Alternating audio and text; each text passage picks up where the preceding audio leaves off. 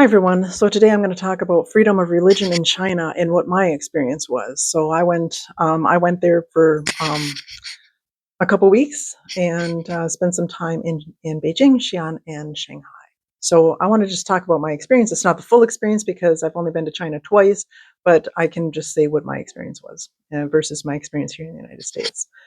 Um, and people often talk about freedom of religion in China, and it's not really that simple because it's a little bit more complex about what is freedom of religion, and my experience really complicates that narrative.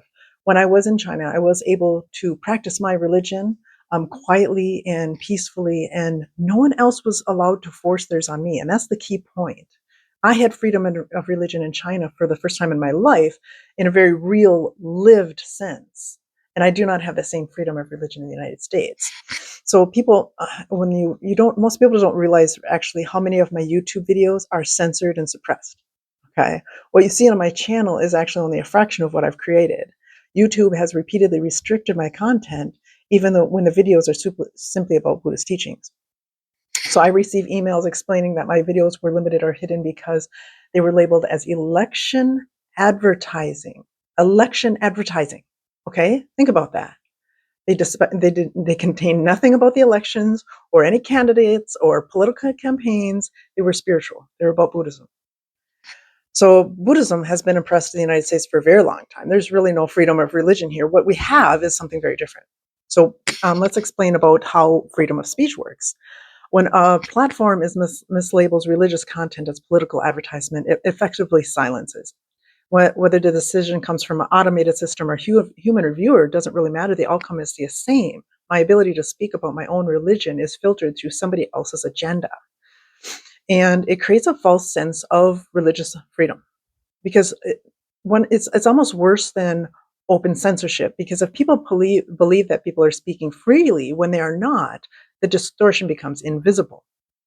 At the same time, in open spaces in the United States, like state parks and state-sponsored events, the other religions are broadcast through megaphones. That's my experience. Literally, I cannot opt out because I cannot shut my ears. Their religion is forced on me and everybody else there, whether or not we want to hear it. I'm just there to have a picnic, and I'm being forced to practice somebody else's religion. And that's not neutrality. That is not freedom of religion. That is dominance by the majority. Okay? And the only people who truly experience freedom of religion in those spaces are really those of the dominant faith. They experience freedom of religion while suppressing everybody else. So the contrast with my experience in China is stark. No one tried to convert me. No one used government spaces to proselytize to me. They didn't use government events to tell people that they're going to hell like they are here in the United States. I was left alone to practice my faith in peace. That's freedom of religion in experience. I had freedom to practice my own religion in China, and that to me is genuine freedom. So when people insist that the United States is a land of religious freedom and China is not, I completely disagree.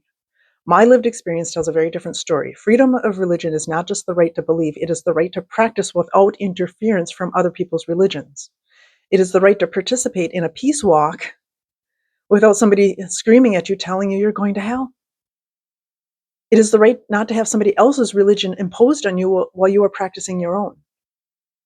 So the people protesting the peace walk are exactly what I'm talking about. And that's what happens to me in parks all the time. Like, I can't even go to a park on a Sunday morning. How is that my religious freedom?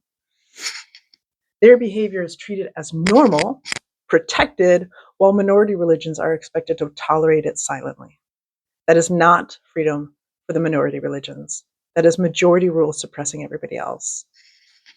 So right now, I do not have freedom of religion in the United States, not in public spaces and not online. And I had that freedom in China. And that is the truth of my experience. I hope this is helpful. Please like and subscribe.